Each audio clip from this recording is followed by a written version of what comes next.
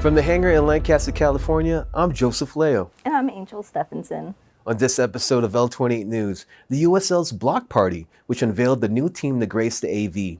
A visit to the AV Fair and Event Center for the Parks Department's annual staff training event, along with the return of two of Lancaster's weekly events that brings the community together to support small businesses, Monday Night Bites at Owen Memorial Park and the Boulevard Market. Followed by a stop at the MOAH for Serena JV Elston's Artist Talk as she dives deeper into her life's work, along with a visit to the AV YMCA for the Healthy Families event, which invited guests out for a morning full of fun activities. Afterwards, L28 Sports brings viewers a recap of the showdown between the Lancaster Eagles and the Chaffey Tigers and the CIF Round 1 face-off between Quartz Hill and Charter Oak. Lancaster Boulevard was the scene of a lively celebration as the USL Antelope Valley's team name, logo, and kit colors were officially revealed during a festive block party. The USL block party saw parts of the boulevard closed off to accommodate the hundreds of community members who came to join in the festivities. The atmosphere was electric, with live entertainment provided by a DJ who kept the crowd dancing as they eagerly awaited the event's commencement. John Smeltzer, founder and president of the USL Antelope Valley, took to the podium to address the crowd. He expressed gratitude to everyone involved in making USLAV a reality and emphasized the importance of reimagining Lancaster Municipal Stadium as the fourth professional soccer stadium in Southern California. Smeltzer introduced J. David Harden, the principal owner of USLAV, who spoke about the various ingredients essential to the success of the league. The president of USL League One also welcomed Antelope Valley into the USL family, highlighting the significance of this new addition. Lancaster Council members Lauren Hughes Leslie and Ken Mann shared their enthusiasm for the new sports development, addressing both the attendees and those watching the live stream. Their support highlighted the community's backing for this ambitious project. Let's hear what the duo had to say about the future of professional soccer here in the AV and what kind of opportunities the USLAV will be bringing to the city. Oh goodness, I can't narrow it down to one thing. I'm excited for our youth to have role models to look up to on the field, but I'm also so excited to bring my littles to the stadium and watch some soccer. And Councilmember Mann, do you have anything to add? Oh, this is going to be great. So we're on our way, and as I said earlier, that this is going to rival American football. Soccer is going to change the valley, and I think it's going to change the world. You heard it here first. The USL is going to change soccer in the Antelope Valley. What kind of opportunities do you think this is going to bring to our city? Well, I think, again, their basis, I have some backstory about how they operate. They get the schools involved, and they really end up getting with a homegrown team, and then both men's and women's soccer. And I think this is going to be just an exciting time for Lancaster and the Antelope Valley. Do you have anything to add, Councilwoman? Yes, I'm so excited for our athletes to be in our classrooms. I can't wait for them to be in our towns, for them to be just everywhere, to be partying with us on Lancaster Boulevard, at the movie theaters, just going to be involved in our community. They're going to be a prominent presence in our community. So. The excitement reached a fever pitch when the 661 supporters marched from near the Museum of Art and History to the center stage. With smoke canisters in hand, showcasing the team's colors, the 661 supporters led the crowd in spirited chants, ramping up the anticipation for the big reveal. The moment everyone had been waiting for arrived as the new team name, AV Alta FC, was announced. Alta, meaning elevate in Latin, reflects the team's mission and vision and recognizes the aerospace heritage of the Antelope Valley. The team's colors, desert cream and Joshua green, evoke the beauty of the desert landscape in the region. Inspired by the landscape that we know and love, Joshua green and desert sand provide a perfect color combination that feels like home. We are Antelope Valley. We are AV. We are AV Alta FC. Towards the end of the ceremony, Brian Claiborne, the head coach of AV Alta, took to the podium to express his heartfelt thanks to everyone who contributed to bringing professional soccer to the Antelope Valley. Once the ceremony concluded, Claiborne took the time to speak with L28 about all that he's looking forward to and offered some words of encouragement for aspiring athletes looking to try out for AV Alta. Look at this turnout tonight was incredible, and I'm looking forward to building this club out. Such an incredible community, soccer first community. with a lot of talents that have come out of the AV. And now we have a professional soccer team to do it ourselves. So the next 8 months is building out the roster, and then the lights turn on in the stadium, and we're gonna have a good time. Be checking the website and the Twitter handle and all that, and ready. Get yourselves in shape because it's showtime. The USL Block Party in Reveal was a resounding success, marking the beginning of an exciting new chapter for the community and the sport. To keep up with the latest news from USLAV, feel free to visit their website, uslantelovalley.com. Joe, how exciting is it to have professional soccer coming here to the AV and have our very own Lancaster Municipal Stadium be reimagined as the 4th professional soccer stadium in Southern California? It's really exciting, and it was a great moment to be at the block party. I was so inspired by the event. We actually came to the studio dressed in the AV Alta colors, the Desert Cream and Joshua Green. Congratulations, AV Alta. Welcome to the Antelope Valley. The AV Fair and Event Center buzzed with excitement as 300 part-time employees gathered for a comprehensive parks, arts, recreation, and community services staff training event. This all-day affair aimed to foster teamwork, enhance skills, and inspire those dedicated to building vibrant community spaces.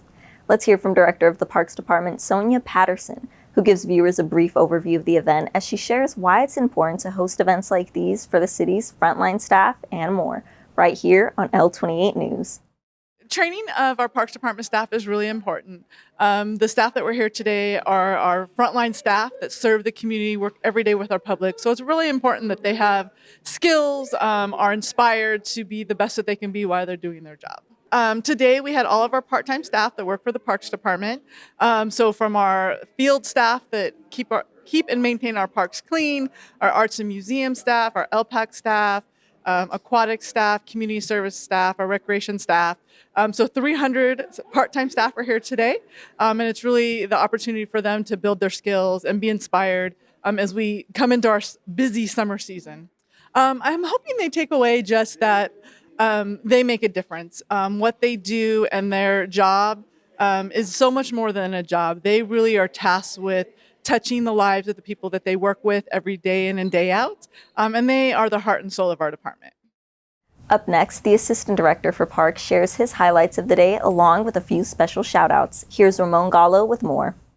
I think there's a couple of highlights. The best part for me is the ability for us to get together and to, you can call it training, but it is an inspiration to be around people that are in the spirit of parks and recreation and providing service to our community, and to see them come in and just be one team. We don't always get to see everybody all at the same time. They don't always get to see us, but when the public wants to engage with the city, they will be engaging with them first. And to me, that's exciting to see them come in and be part of one team and understand who each other are and what we do has a common goal. The highlight is to be able to see those faces and those intents in one room. I think it's to understand that what we do really, really matters. What we say, how we say it really matters. You can go to a public service agency and have a terrible experience, and that's easy to find. And I'm not going to mention agencies, but you can go to a lot of agencies and have a not a pleasant time because you don't want to return. You just go home and think, I'm not going to do that ever again. But I think that what we do here is the opportunity to do the complete opposite, is to provide experiences through the services and the things that we do. And to have somebody that comes to the park just because they want to use a playground, have a completely different experience, an enhanced experience, because they get to engage with the staff that are around there. I think that's what I'm inspired about. It's having them to understand that they do have an opportunity to create a much bigger and deeper impact in our community. The event was divided into 2 sessions, each packed with engaging presentations and activities.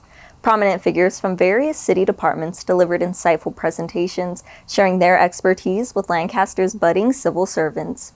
Keynote speakers also played a significant role, offering words of encouragement and guiding interactive activities designed to motivate and inspire the next generation of Lancaster's frontline staff. Jason Elizalde, one of the day's keynote speakers, took the time to speak with L28 as he shares what he would like the trainees to take away from the event and sends a message to our viewers. Let's head to Van Dam Pavilion.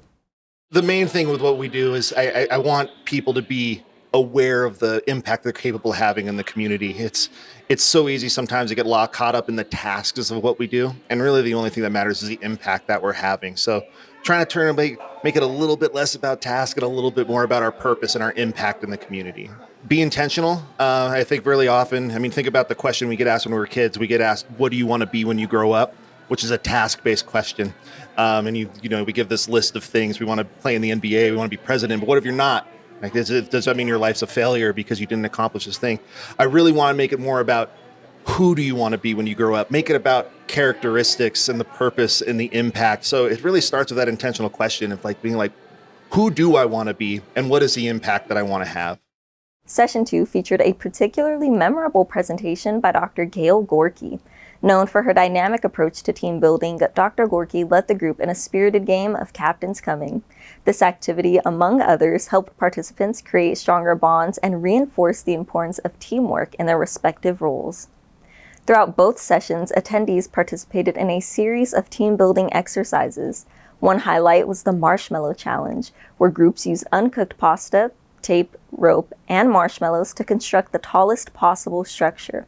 This hands-on activity not only sparked creativity, but also emphasized collaboration and problem-solving skills. To ensure the participants remained energized, a well-stocked refreshments table offered a variety of snacks and beverages, keeping everyone satisfied and ready to engage fully in the day's activities. The training event showcased the city's commitment to investing in its park staff, recognizing that their dedication directly contributes to the community's well-being. As the day concluded, attendees left with new skills, strengthened relationships, and a renewed sense of purpose in their roles. Feel free to scan the QR code shown on screen to keep up with Lancaster's latest job opportunities. Hey, Angel, Captain's coming. It really opened my eyes as Dr. Gail Gorky, talked about how to embrace everyone and how everybody learns differently. I agree. It was really inspiring and really awesome to see those different learning types actually be applied to the activities they were doing. Some people were visual learners, some people were kinesthetic learners, auditory learners. So it's really important to understand those things about the people that you work with, because I feel like that helps foster an overall positive and comfortable work environment for everybody involved. And Jason Elizalde, keep chucking starfish. What a great story. What I took away from that is that you got to keep trying, because all it takes is one. I agree. So a huge shout out to Sonia, Ramon, everybody who had a hand in making the staff training possible. It was a great event and we look forward to next year's. Don't go anywhere. When we return from the break, we'll be covering the City of Lancaster's seasonal events that bring the community together for an evening of fun. Monday Night Bites at Owen Memorial Park and the downtown district's Boulevard Market. Welcome back to L28 News. This next segment will be focusing on the return of one of the city's most beloved weekly events, Monday Night Bites, the perfect way to kickstart the week, along with the 2024 season of the Boulevard Market, which brings vendors of all wares to Lancaster's downtown district. Every Monday night, the City of Lancaster transforms Sergeant Steve Owen Memorial Park into a vibrant hub of culinary delight and community spirit with Monday Night Bites. From 5 to 9 p.m., residents and visitors alike gather to enjoy a diverse array of local food trucks offering everything from savory dishes to unique desserts. This weekly event not only satisfies food cravings, but also fosters a sense of togetherness with family-friendly activities, live music from DJ Craigie C, and a lively atmosphere, making it a perfect way to kick off the week. We'll now be heading to Sergeant Steve Owen Memorial Park to meet our news correspondent, Jacobo Garrido, for more. Take it away, Jacobo. Who said you had to wait for the weekend for a night out on the town? This is Jacobo Garrido reporting for L28 News, and I'm currently at Monday Night Bites here at Sergeant Steve Owen Memorial Park.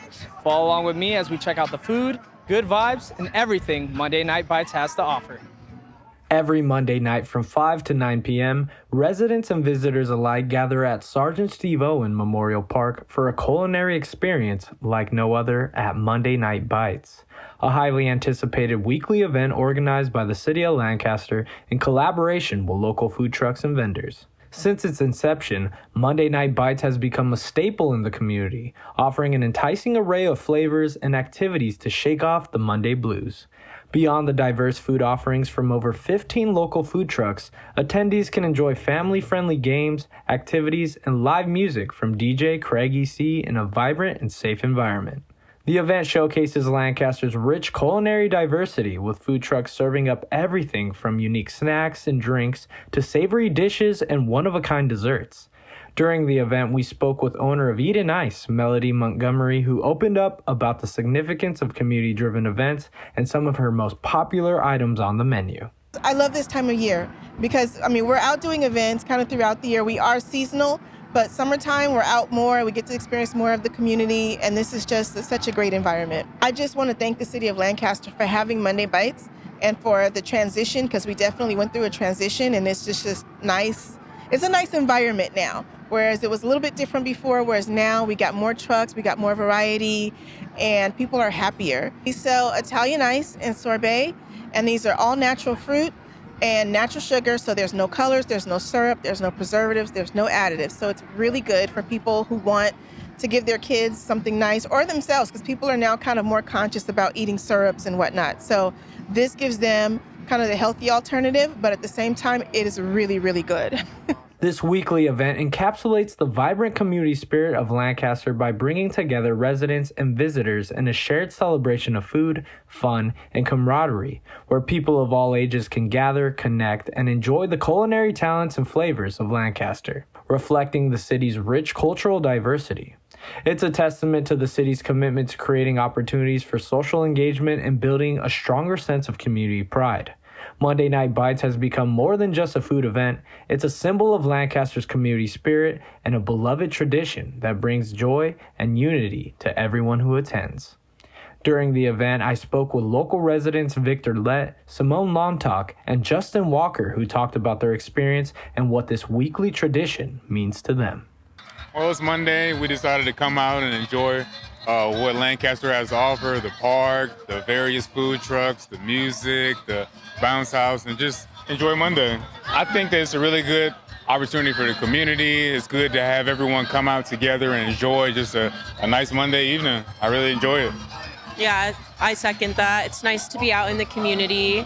It's a nice day. It's late spring, so it's perfect weather for something to do outside. I think Monday Night Bites in Lancaster is just a good event for the community. It's nice to see a lot of different faces out here. You know, the kids are playing, they got the bounce houses and stuff out, and it's great food, so who doesn't like that? If you haven't been, I would definitely recommend coming out, bringing some friends, bringing a blanket to sit on the ground, and just have a good time. Whether you're a local looking for a fun evening out or a visitor passing through town, Monday Night Bites offers an enticing opportunity to indulge in exceptional food and good vibes. The event is hosted at Sergeant Steve Owen Memorial Park and provides a welcoming atmosphere for all to enjoy the best of Lancaster's culinary scene. So mark your calendars and join the festivities at Monday Night Bites for an unforgettable start to the week. Well, that's all for this week's coverage of Monday Night Bites. This has been Jacobo Garrido reporting for L28 News. And we're going to throw it back to you guys in the studio, and I'm going to go grab something to eat. Joe, as somebody who's lived in Lancaster most of my life, it's been nice to see the evolution of Monday Night Bites go from being able to just bring a picnic blanket for you and your friends to hang out to the Parks Department bringing tables and chairs out so you have two different options. It's really great. It's really great because it's been a staple of like a common thing to do. I have my friends hit me up on Monday like, hey, you're going to go down to Monday Night Bites? I'm like, yeah. So Joe, when you go to Monday Night Bites, what is something that you absolutely have to get? I got to get some of that infused Korean and Mexican burrito. Dude. What's your favorite? Honestly, mango sticky rice. Can't leave without it. It's a staple in our household. We don't make it ourselves, which is why we wait for Mondays. The beloved weekly tradition of the Boulevard Market has returned, kicking off in early May. Running every Thursday from 4 p.m. to 9 p.m., the market will continue through October, transforming Lancaster Boulevard into a vibrant hub of activity. This weekly event features a variety of vendors offering fresh produce, baked goods, handcrafted arts and crafts, and more, fostering a strong sense of community while supporting local farmers. The Boulevard Market is not just about shopping, it's also a live entertainment experience. The summer concert series, held in conjunction with the market, presents an eclectic mix of musical performances every Thursday evening. Visitors can enjoy genres ranging from Latin to rock and roll, adding a festive atmosphere to the market. During a recent visit, L28 News took to the streets of the Boulevard Market to interview several attendees. These local residents shared their reasons for coming out to the boulevard, discussed their favorite aspects of this weekly tradition, and gave personalized shout-outs. They expressed what makes the market a cherished event, highlighting the sense of community and enjoyment it brings. Let's take a look. All of the festivities, from one, I really like getting the natural herbs. I don't know what the vendor is called, but I really look forward to that because I'm a cancer survivor. So they have a lot of holistic like teas and different roots of different herbs and stuff like that. So I look forward to that. And then I also like to get the cucumber chips from Alex. He has a lot of different peanuts like Brazilian nuts, cashews. So I always look forward to that. And then of course you can get you some Belizean food, or if you like bacon wrapped hot dogs like I just did, you can get you some of those. They have a lot of different stuff out here. And when the weather is good, I feel like it's just a good time, you know? I would say come out here with an intention, come with purpose. Of course, you can come just to stroll and like look, but if you have something in mind that you're looking forward to, I would say then do that. Come with like an intention. Come out here to enjoy the weather. That's an intention. Come out here to eat good. That's a good intention. And socialize, you know, meet with the locals. Support the small businesses. Well, the atmosphere is excellent, family atmosphere, you know, very calm, pretty much relaxing. The food and ice cream and all these things are awesome. Yeah. City of Lancaster is a great city, and whoever lives in the city of Lancaster, go ahead and tell other people. They might be able to be encouraged to move into Lancaster. The name of my church is the PARCS House Christian Church. I am the pastor of the church. It's a baby church. It's a pioneer church. We're right here in the corner of New Grove and 10th. It's actually half a mile walking distance from the boulevard.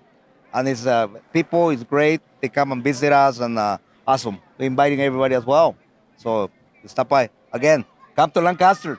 I got invited. It's my first time actually. You know, it seems great around here. The vibes are great. It's a little too windy for my liking, but it's great. I had purchased some nuts, some pastries.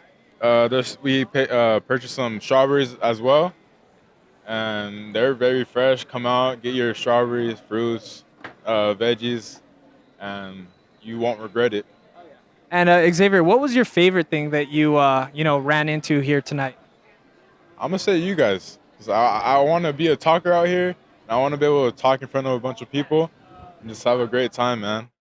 Mayor RX Paris also emphasized the market's significance, noting, quote, "The farmers market is crucial for promoting healthy eating and supporting our local farmers.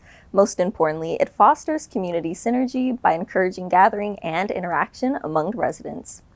For more information on the Boulevard Market and the 2024 Summer Concert Series lineup, visit the City of Lancaster's website, cityoflancasterca.gov, or contact the Parks Department at 661-723-6077. Whether you're there to shop, enjoy the music, or simply soak in the community spirit, the Boulevard Market promises a memorable evening for all. You know what, Angel? Echoing the same sentiments from our Mayor Paris, it does truly embody the community. And, you know, what's one of the biggest things you look forward to when you go to the Boulevard Market? Honestly, supporting local businesses. I pull up that Open Rewards Shop Local app, you get points. But not only are you getting points for yourself, you're being rewarded for shopping. You're having that time with friends, with families, with the community to come out, have a great time, enjoy some live music. I like a sweet treat from 0 Degrees, and I like to window shop. It's very nice. That's awesome. And I like to go to like Voodoo Vinyl, check out all the retro music and gear, and and that's a great spot to go to. Well, Joe, I see you at the Boulevard Market. I'll see you there too. When we return from the break, L28 will be covering Serena J.V. Elston's Artist Talk at the Museum of Art and History, where she dives deeper into her series, Ancient Futurism. Afterwards, a visit to the YMCA for the second annual AV YMCA Healthy Families event for a morning full of entertainment and community. Thank you for tuning in to L28. The team will be talking about art in the city. As creator of Ancient Futurism, Serena J.V. Elston stops by the MOAH to dive deeper into her experience as an artist.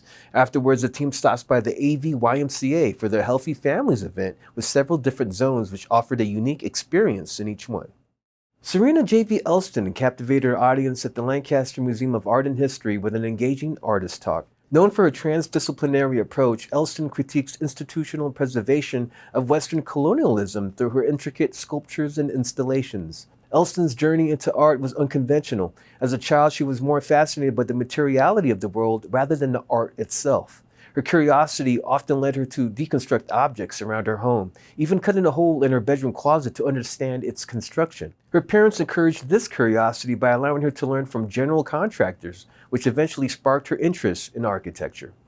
Raised as a Hindu and vegetarian in a wooded environment, Elston often felt out of place in the American education system. Her philosophical nature led her to ask profound questions from a young age, which now underpin her artistic practice. She majored in architecture, a field where her gender did not limit her opportunities. One of her notable projects, Siren Island, explores themes of female autonomy and the mythological siren.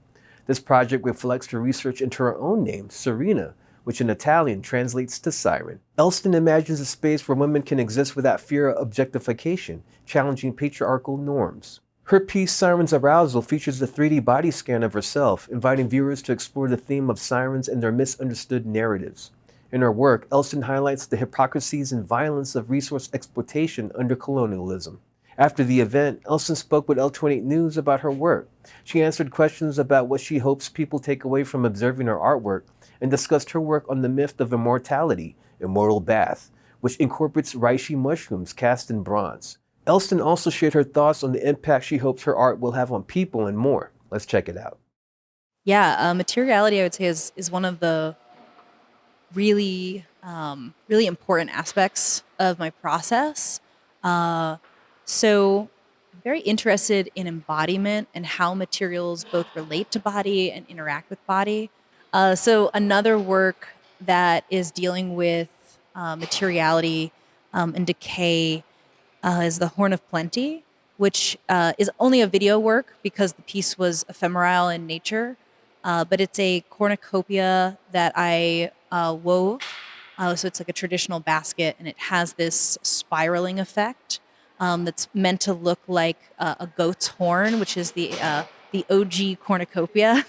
Yeah, Siren Island. Ooh, I love that project. It's so fun. I would say it enhances the vision because it exists outside of institution. It's its own place. So I don't have to really ask for permissions or go through, different emails of seeing if something's okay or if it fits. It is its own place. And so the beauty of that project is we anchor it in different public waters, and it's intentionally not connected to land. So it becomes a destination, not a space between. I'm constantly using the skills and the resources I have available to me to create accessible spaces and to platform other artists. So one of the ways that I do this is, I don't exhibit in non-accessible spaces. Yeah, I have my artist website, which is my name and initials, serenajve.com. Serena is spelled Serena. And then I also have Instagram, which is the same thing, Serena JVE, or at Serena JVE. Elston aims for her art to provoke thought and inspire change, encouraging people to question and reflect on societal structures. For more information on Serena J.V. Elston's work, visit her website, serenajve.com. And for more information on current and future exhibits and artist talk like these, visit the MOAH's website, lancastermoah.org. Joe, what a thought-provoking series Ancient Futurism is, challenging societal norms and making people think about the different narratives that exist within mythology. Really thought-provoking stuff, and it really brought the awareness of colonialism and how we're trying to still come back and repair and heal ourselves from that. I agree, and what's special, that wasn't mentioned in the report, we actually got to have some tea with Serena afterwards, and then we headed upstairs and she poured the tea into Immortal Bath, which raised the level of the water a little bit. And she shared that over time, the wood and the tea will change color because of the bronze and its exposure to sunlight. It was really cool. I mean, true art. The second annual AV YMCA Healthy Families event was a resounding success, drawing families from across the region for a day filled with education, fun, and community engagement. Held at the AV YMCA, the event featured a diverse array of informational booths and activities designed to promote health and wellness. Let's hear from Whitney Bayer, the Associate Executive Director, who gives viewers a breakdown of the various zones at the Healthy Families event, along with how the community gathering came into fruition and why she feels it's important to have events like these in the community and more, right here on L28 News. In the past, we've always had something called Healthy Kids Day. That's something that our association puts on as a whole. We wanted to bring it to our Antelope Valley community, so we decided to put on our own and call it Healthy Families Day and open it up to everyone. That's kind of what inspired it. You know, I think the turnout is really amazing. We've got tons of vendors out here. We have dance performers, our food trucks, and having Gather Blast out here and all the crafts and the flag football has been amazing. Yeah, it's super important that we can bridge the gap between Lancaster and Palmdale and offer free resources for our community and just have a place for them to come and be together and just be a community. It's been really fun. Right here behind me we have the vendor zone, so this is where all of our vendors are and resources that we have. Over here we have the stage, so we have our performances and our DJs, our food trucks. Inside is our Y zone, so we've got the pool happening. We have a 360 photo booth, some additional resources, membership and facility tours. In the activity zone, we have our child care teams doing crafts and activities and games. We also have sports going on, so we've got a big flag football tournament out there, and our sports coordinators doing frisbee and ball hockey and all kinds of stuff. So it's been great, yeah. Yes, we definitely want to shout out the City of Lancaster and the City of Palmdale for being our premier sponsors of this event and making it possible. It's been great. One of the highlights was the Lancaster Aquatics booth, where representatives provided detailed information about their program and the various swimming classes they offer. Attendees interested in aquatic activities had the opportunity to learn about the benefits of swimming for all ages and skill levels.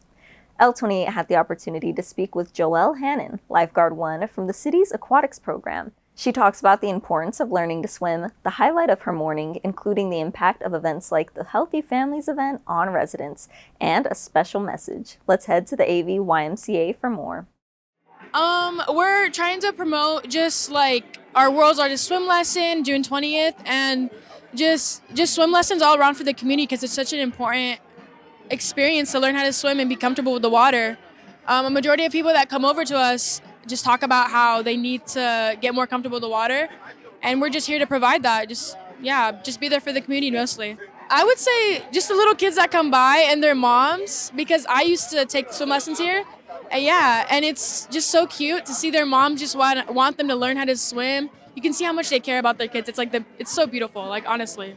Just our community itself, like we don't have the best opportunities that others might have, and I think that it shows how much we care for each other and like just kind of involve each other. It helps just getting people out the house, honestly, because that could really help with your mental and everything. Even swimming, all that, it all just helps with just, coming together for a community for sure.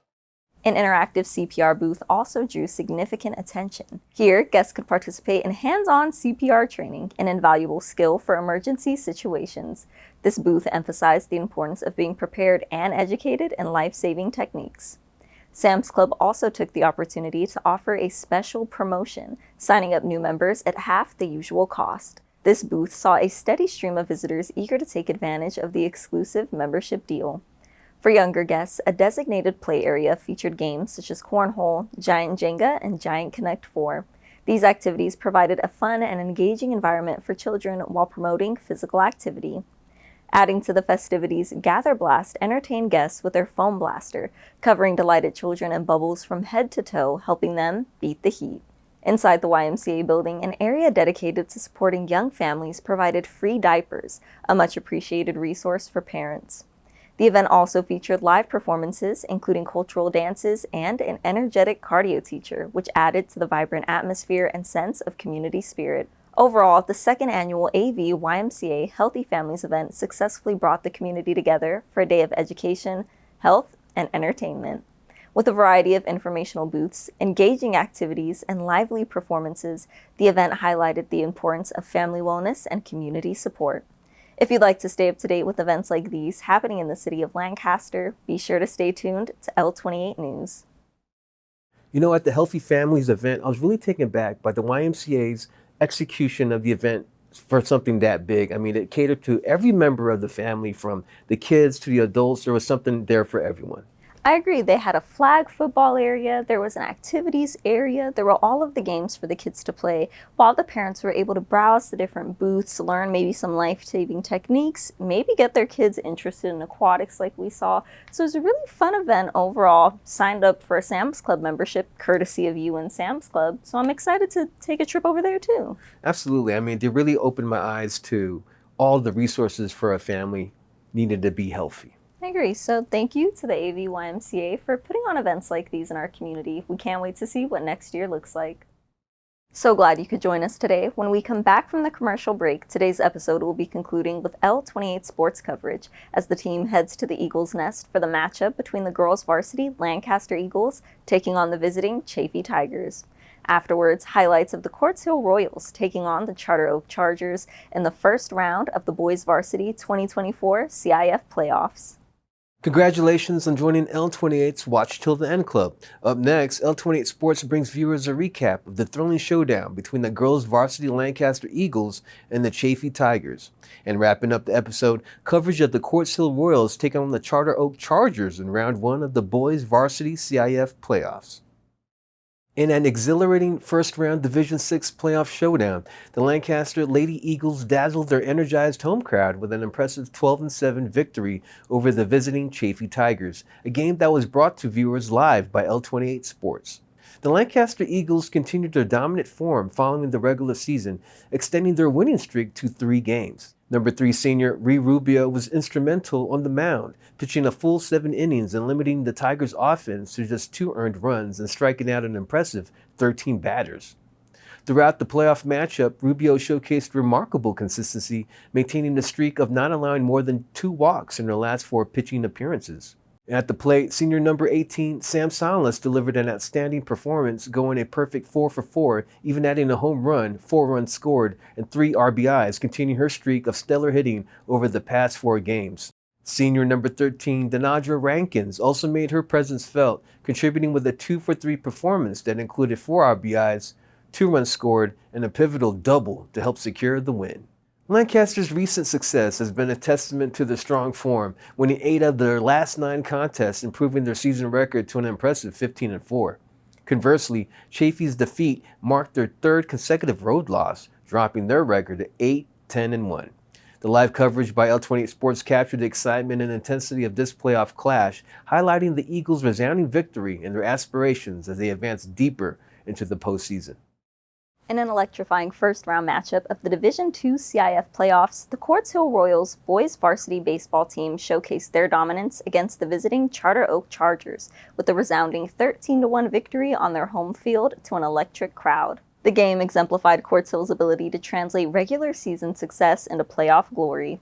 Although the wins were strong, number 7 senior Ismael Quintero delivered a standout performance on the mound, striking out 8 batters over 6 innings while conceding just 1 earned run on 4 hits. Quintero's consistency has been notable, as he's racked up an impressive record of no fewer than 6 strikeouts in his last 6 pitching appearances. Leading the offensive attack for the Royals was number 16 senior Connor Gregory, going 3 for 3 with 2 runs scored, a triple, and 2 RBI. One of the highlights of the game was a home run from number 19, Esteban Sepulveda, who had the crowd on their feet, also contributing 2 RBIs to help secure the win. After the game, L28 caught up with Esteban and talked about his mindset heading into the second round of playoffs and what it felt like to hit the only home run of the day. Let's roll the tape. Great game. Fantastic job. You hit that grand slam. How did it feel to get that win for your team, to push through and just get that momentum building up? It felt pretty great. Don't mind my voice. It's been an exciting game, but it felt pretty great. First 2 at-bats were pretty rough. As a leadoff hitter, I had to get on, and I didn't really produce, but to get up there and to have the same confidence as I did in previous games and to be able to provide for my team, it felt amazing. And being able to do that for my brothers over there, it was a dream come true. You did that phenomenal play as a catcher over to second base to get that out. How did that feel to make that happen? I mean, it felt pretty awesome. Like, it's not something very traditional for a catcher to do and something that we practice a whole lot, but over the summer, I was doing it a lot. I was practicing it. I was doing it as much as I could, because why not, right? Right. And today I just made it happen, and it was a cool play, and it was important for our team. So I felt pretty great. Yeah, so practice pays off, right? You never knew when it was going to come into play, and here it is. Now you're in the second round of playoffs. What is the goal going into the second round to get through that and end up in the third round? Same as today. I mean, we just got to stay in the fight, be able to produce when we can and do the small things right. And if we're able to do that, play catch, get runners over, and be able to just get that one important hit, I mean, I don't see us not losing in the second round. That's what I'm talking about. Good luck. Have a great career, and talk to you soon. The victory extended Quartz Hill's impressive record to 24-5 for the season, marking their 23rd consecutive home win dating back to last season. On the other side, the loss dropped Charter Oak's record to 9-15-1. L28 Sports provided live coverage of this thrilling playoff game, capturing the excitement and intensity of the matchup. After the win, L28 also caught up with head coach of the Royals, Aaron Kavanaugh, who offered insights into their success and aspirations for upcoming games. Congratulations on such a great game. Your son excelled. What is the dynamic when you go off of the field and go home to make sure that he's still rocking it on the field? Actually, when we leave, we're done. We don't talk baseball. We try to talk about everything else. I want to still have a relationship with him, when he's older, so I don't want to burn him out on baseball. So when we leave the field, we don't talk about it anymore. Great advice. We were just sharing with the viewers that it was tough for you to get past the second round last season. So what is the dynamic in practice to make sure that this next round comes out with a success? Well, we're experienced. We're seniors. They've been here before, and we get to play at home. I think you put both those things together, I'm feeling pretty good about Tuesday. And the families were sharing with us in the crowd that these kids have a different dynamic when it comes to this team. They grew up playing ball together in Little League. So what is the comparison of having these kids having that familiarity and community compared to previous years? Well, they pull for each other. You can hear the dugout. The dugout was loud. They were into it. They pull for each other. The kids that didn't play, right, they're pulling for the guys that were playing. And it's a really good group atmosphere. Kids that really like each other. Last question. As you said, it's a team full of seniors. So next season, how are you going to make sure these kids come in strong? We got a good group coming in, right? So we just have to get that next group in, get them going, and we'll keep rolling. Thank you so much, Coach. Good luck. Yeah, thank you, and congratulations. To keep up with the latest local sports coverage, be sure to tune in to L28 Sports for more. You know what, Angel? Shout outs to all the softball and baseball teams, high school teams that made it to the postseason. It's really been electrifying. I agree, and a huge shout out and thank you to the coaches who have been with them every step of the way, honing their abilities, further developing their skills, and an extra big shout out to our viewers for tuning in to the City of Lancaster's news. I'm Angel Stephenson. And I'm Joseph Leo, and this has been L28 News.